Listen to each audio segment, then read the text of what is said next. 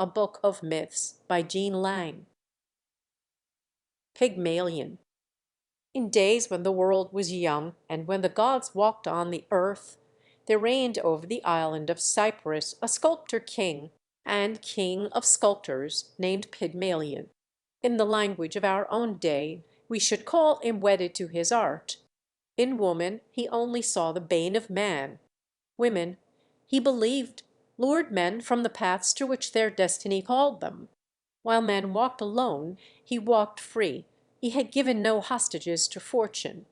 Alone, man could live for his art, could combat every danger that beset him, could escape unhampered from every pitfall in life.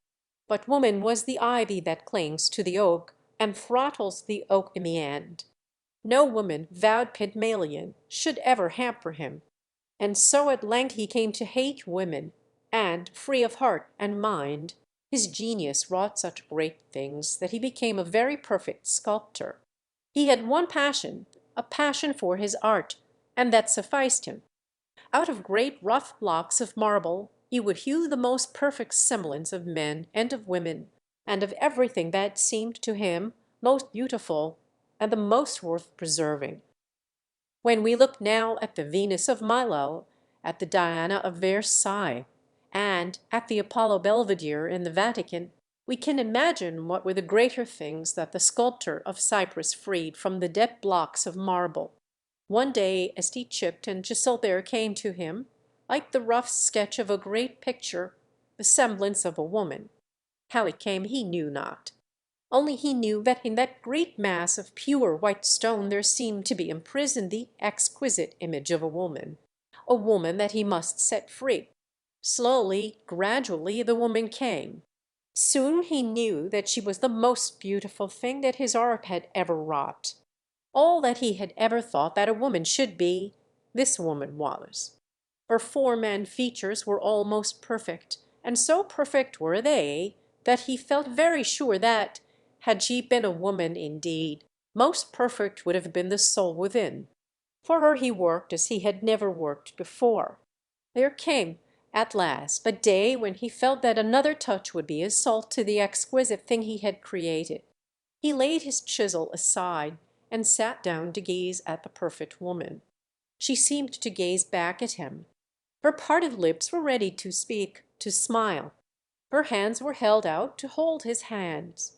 Then Pygmalion covered his eyes. He, the hater of women, loved a woman of chilly marble. The women he had scorned were avenged. Then Pygmalion covered his eyes.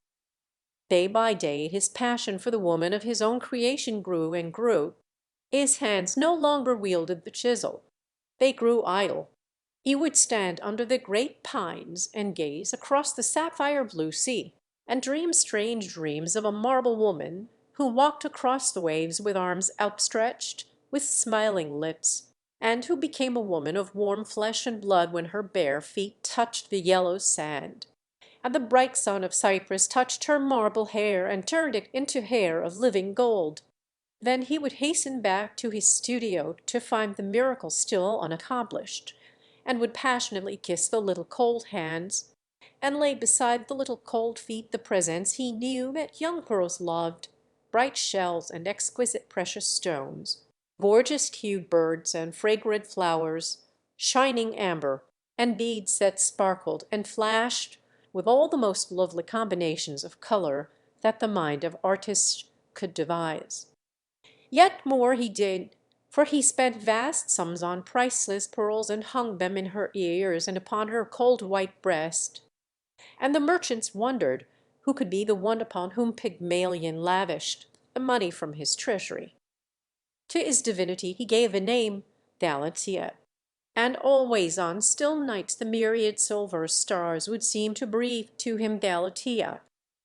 And on those days, when the tempests blew across the sandy wastes of Arabia and churned up the fierce white surf on the rocks of Cyprus, the very spirit of the storm seemed to moan through the crash of waves in longing, hopeless and unutterable, Galatea, Galatea.